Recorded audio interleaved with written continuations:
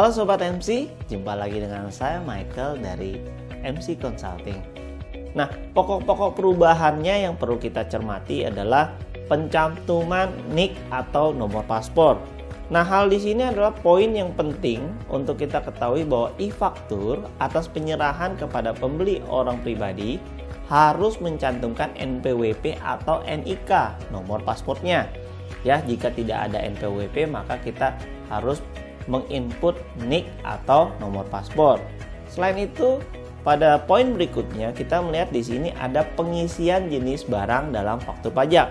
Nah, barang-barang atau jasa yang kita harus input pada faktur pajak. Nah, pokok-pokok perubahannya dengan peraturan yang terbaru yaitu Per 03 PJ tahun 2022 bagaimana mengatur tentang jenis barang untuk penyerahan BKP berupa kendaraan bermotor baru minimal diisi merek, tipe, varian, dan nomor rangka.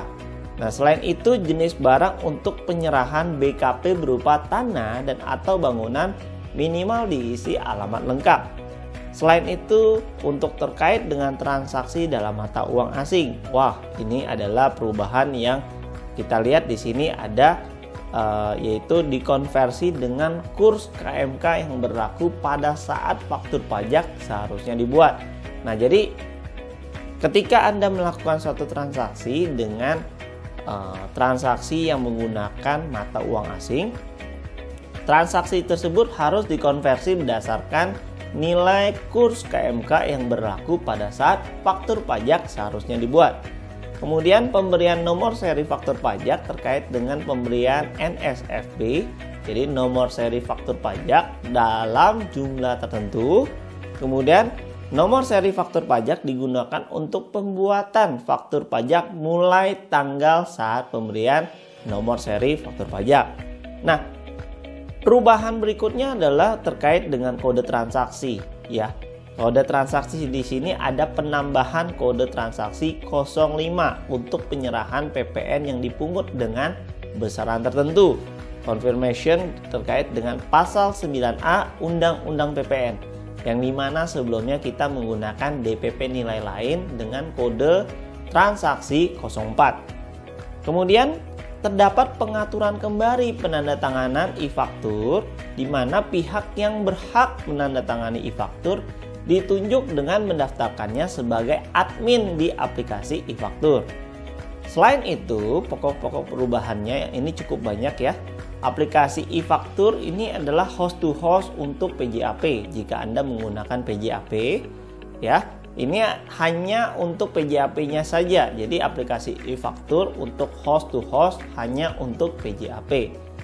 Kemudian pembatasan waktu upload e-faktur. Nah, ini adalah pokok perubahan yang cukup signifikan, di mana terdapat pembatasan waktu upload untuk e-faktur, yaitu e-faktur harus diupload paling lambat tanggal 15 bulan berikutnya setelah tanggal pembuatan e-faktur. Oke, jadi pastikan ketika Anda sudah mengupload datanya di e-faktur ketika ada transaksi, paling lambat adalah tanggal 15 bulan berikutnya ya. Jadi jangan sampai telat. Kemudian pengaturan kembali faktur penjualan. Ketika faktur penjualan merupakan e-faktur ya, sepanjang diupload menggunakan program aplikasi e-faktur host to host dan memperoleh persetujuan DJP. Jadi ini ada pengaturan kembali ya terkait dengan faktur pajak. Kemudian perubahan berikutnya adalah cap atau keterangan fasilitas PPN dalam e-faktur. Pembubuhan cap atau keterangan mengenai fasilitas PPN atau PPNBM dilakukan melalui aplikasi e-faktur. Jadi ketika Anda ingin melaporkan pelaporan SPT masa PPN, nah jangan lupa untuk cap atau keterangan fasilitas PPN dalam e-faktur wajib disertakan ya. Selain itu, pengaturan kembali faktur pajak PKP PI. Artinya PI di sini maksudnya pedagang eceran ya. Jadi pengaturan mengenai faktur pajak bagi PKP pedagang eceran harus menyesuaikan dengan PMK nomor 18 tahun 2021. Selain itu, untuk pokok-pokok perubahan berikutnya adalah sengketa pajak. Nah, jika terjadi sengketa pajak terkait dengan pajak masukan, maka PKP pembeli dapat mengkreditkan pajak masukan yang faktur pajaknya tidak lengkap sesuai dengan Per 24 tahun 2012 karena kesalahan PKP penjual yang di luar kuasa PKP pembeli. Wow, ini cukup banyak ya. Ternyata pokok-pokok perubahannya mulai dari pencantuman NIK atau nomor paspor, pengisian jenis barang dalam faktur pajak, transaksi dalam menggunakan mata uang asing, pemberian nomor seri faktur pajak, dan ada juga penambahan kode transaksi, serta pengaturan kembali penandatanganan e-faktur. Dan bagaimana terdapat pembatasan waktu upload e-faktur, siapa yang berhak menggunakan aplikasi e-faktur host to host, pengaturan kembali faktur pajak penjualan, cap atau keterangan pada fasilitas PPN dalam e-faktur, dan pengaturan kembali faktur pajak PKP pedagang eceran, serta apabila terjadi sengketa pajak terkait dengan pajak masukan. Cukup banyak ya pokok-pokok perubahannya. Nah, selain itu kita akan lihat dari ketentuan yang dihapus. Tentunya ada perubahan, ada juga hal-hal yang perlu diupdate atau ketentuan yang harus dihapus. Sesudah era e-faktur di sini, kita harus lihat bahwa ada penggadaan faktur pajak berdasarkan pasal 4 Per 24. Selain itu, faktur pajak tidak lengkap karena NSFP nomor seri faktur pajak ini berganda. Mengacu ke pasal 10 ayat 1 sesuai dengan Per 24 dan terdapat pengembalian nomor seri faktur pajak yang tidak dilaporkan ya. Kadang-kadang pengembalian SSP ini jika tidak digunakan ya, ada juga wajib pajak yang tidak melaporkan, padahal pengembalian nomor seri faktur pajak yang tidak digunakan harus dilaporkan ke kantor pajak, yaitu dalam hal ini KPP. Nah, sesuai dengan pasal 10 ayat 2 Per 24. Selain itu, pemberitahuan dan perubahan nama penandatanganan faktur pajak ke KPP harus mengacu ke pasal 13 ayat 4 Per 24. Selain itu, permintaan kopi faktur pajak dalam hal faktur pajak hilang mengacu ke pasal 15 Per 24, serta yang terakhir adalah cetak ulang e-faktur yang rusak atau hilang mengacu ke pasal 8 Per 16. Kita lihat di sini kriteria PKP pedagang eceran dari sisi penjual.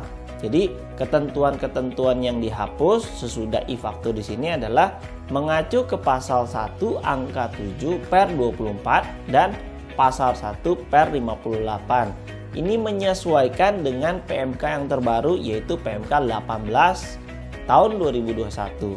Kemudian pengajuan kode aktivasi dan password pertama kali ini mengikuti Per registrasi PKP.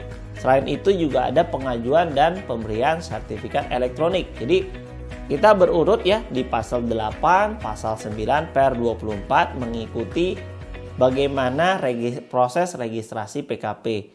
Selain itu, permintaan cetak ulang terkait dengan pemberian nomor seri faktur pajak mengacu ke pasal 9 ayat 7 Per 24 dapat kita lihat di aplikasi Innova ya. Kemudian kode dan nomor seri faktur pajak VAT refund ini mengikuti PMK VAT refund. Sesudah itu PKP wajib e-faktur ditetapkan dengan Cap Dirjen pasal 1 Per 16, kemudian rincian media elektronik penyampaian data faktur pajak PKP pedagang eceran ini sudah tidak relevan lagi, maka ada beberapa ketentuan yang harus dihapus. Kemudian pokok-pokok pengaturannya mengacu ke Per 03 PJ 2022. Ini kita akan lihat bahwa ada pokok-pokok pengaturan, yaitu ada 12 hal di sini ya.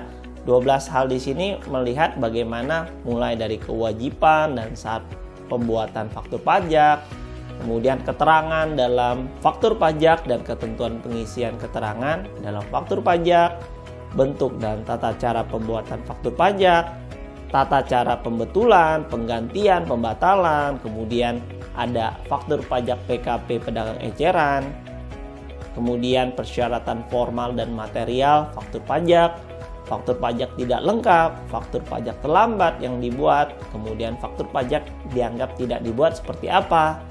Kemudian poin yang ketujuh kita lihat di sini ada pelaporan faktur pajak. Poin yang ke-8, tata cara pengajuan, permintaan, dan pemberian data e-faktur yang rusak atau hilang. Selain itu ada keadaan tertentu, ketentuan lain-lain, ketentuan peraturan, dan ketentuan penutup.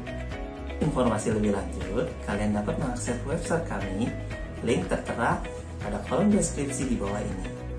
Jangan lupa follow Instagram kami @michaelconsulting dan support YouTube channel kami di Michael Consulting dengan cara like, subscribe, and share, serta nyalakan lonceng notifikasinya agar kalian tidak ketinggalan video-video terbaru dari kami. Terima kasih.